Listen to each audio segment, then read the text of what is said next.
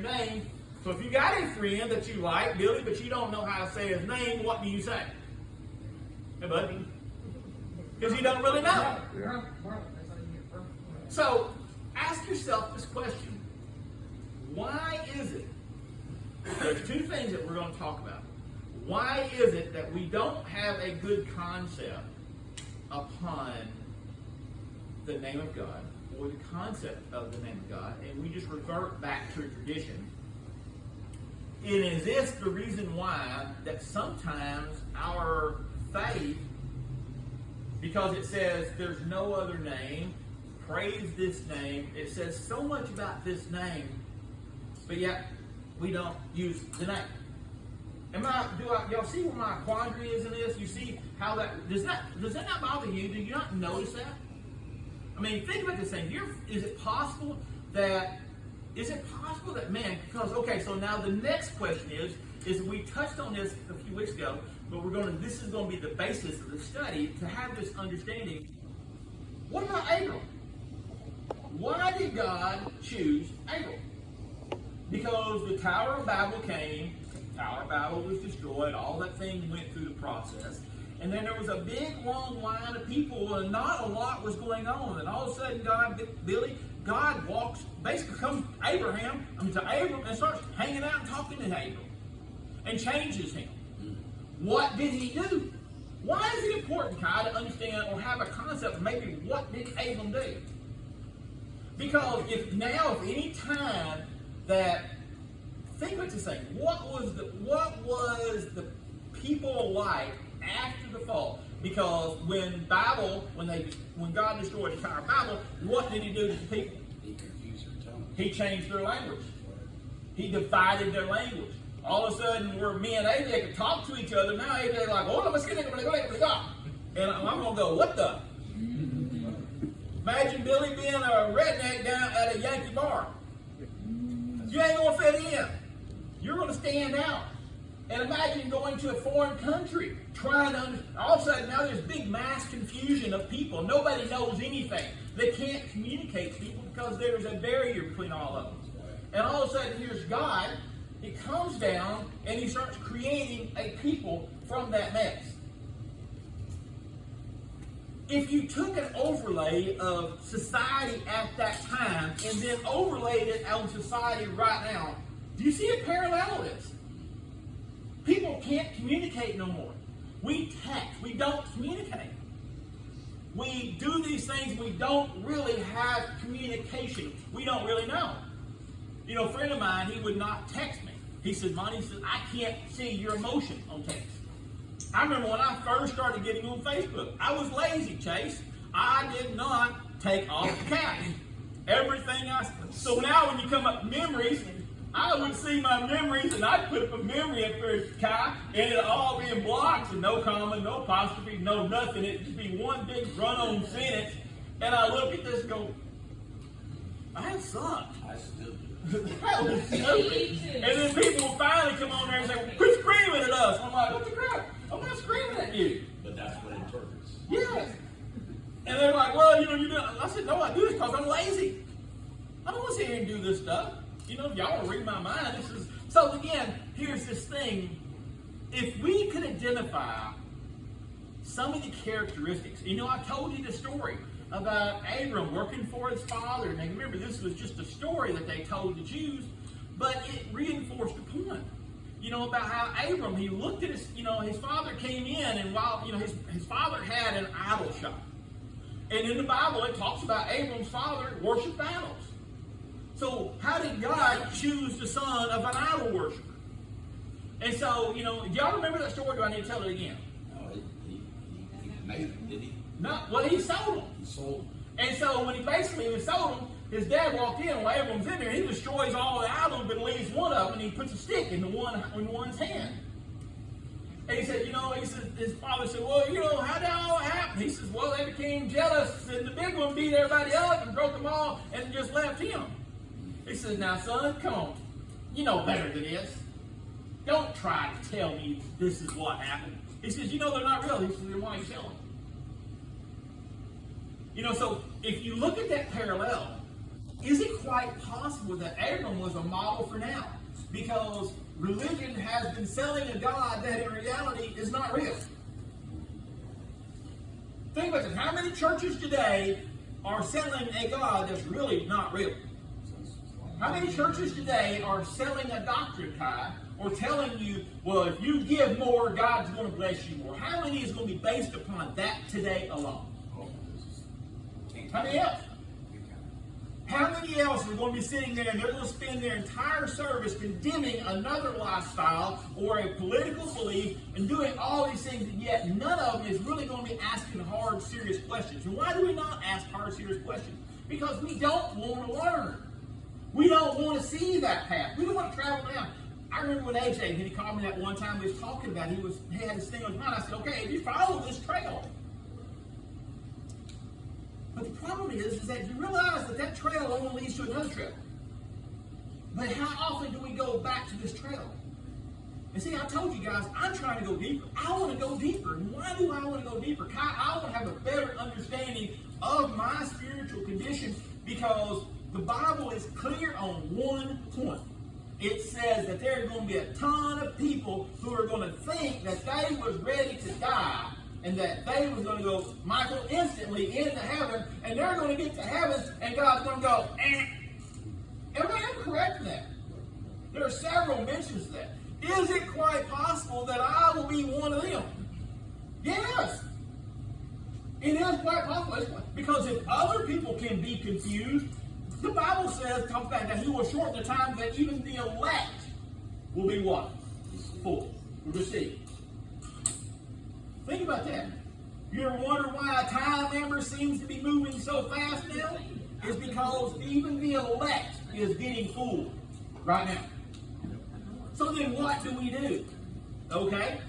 To me, if I know that there truly is an eternal judgment, I need to be, the Bible says, judge yourself. Judge yourself. Look at yourself. By what standard? Not society. Not for this, what you pick and choose out of the Bible. You better really do some work. You better really do some work. And if you think that this behavior, God's going to go, man, come on in, it's cool, it's cool. God ain't going to do it. He said, I'm the Lord thy God, and I am holy, and my people will be what? What does holy mean? Take your shoes off. Yeah. Take them off. And you know the history behind taking the shoes off? You're going to love this. The shoes represented, what happened was the leather of shoes represented something that had died. And so the thing is, a death separates you from God. That's why when the Indians, when they go out there, Billy, they'd always take, when they did their, what they call their soul walks, they'd take their shoes off. Because they could connect with nature. They could connect with God. They believed that it's all one. And so the thing is that there was this death. And so that death had to be taken off. And it was a direct connection to God. See, these things they're not just symbolic, they're really deeper. So when we look at these things and we're asking these questions, I would much rather walk around and spend my time, just like I was telling Amber about this thing yesterday. I've been on this subject now for quite a while. And I would rather have this subject constantly boiling in the back. It's not boiling would be an appropriate word. I'm talking about simmering. You put a pot on, Billy, and you're going to simmer something for a while. You put it on there, you turn it down there. But what do you have to do to that simmering pot every now and then? Check. You have to go back and check it. Sometimes you have to add what to it? Water to it. You have to add something to it, because especially like you're trying to break down a stock or something, you have to know what you're trying to do. And then if you follow it. So my thing is that if I can discover a clue about why God singled out Abram, what was it? All that we have is what the Bible says. But the Bible doesn't say a whole lot about Abram, does it? It really doesn't. So then the only thing that's left is the clue of his what? Name. Remember, names mean something in the Bible. There is a saying that Moses, the name of Moses was an anagram. Basically, it was if you could decipher the real meaning of Moses. Because you think about it, Matthew, Mark, Luke, and John. Don't them sound a lot like English names? You know, you got Mark, Yeshua. They don't sound like Hebrew names to me. No. So, as an example, we're going to talk about something. So, ask yourself this question. So now if we go back to the Bible,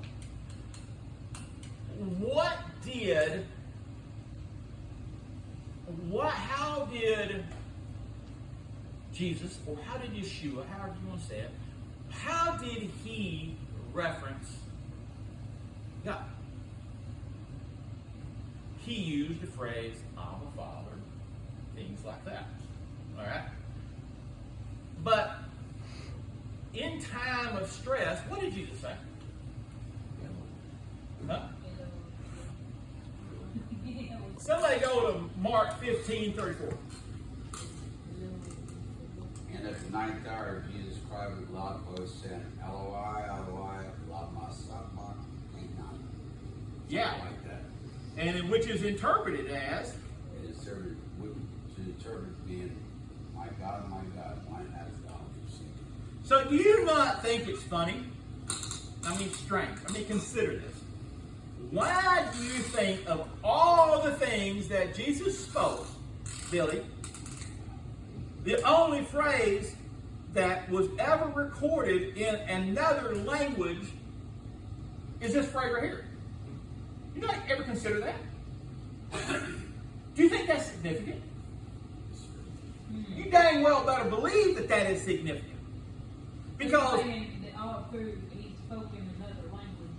The Bible was written in that language, but this is made specific to make sure that they put it in that. Okay, I got you. I mean, so the thing is that if you are looking at a big puzzle, everything is pink and yellow and all that stuff, and all of a sudden, Kai, you got one big black piece of this puzzle.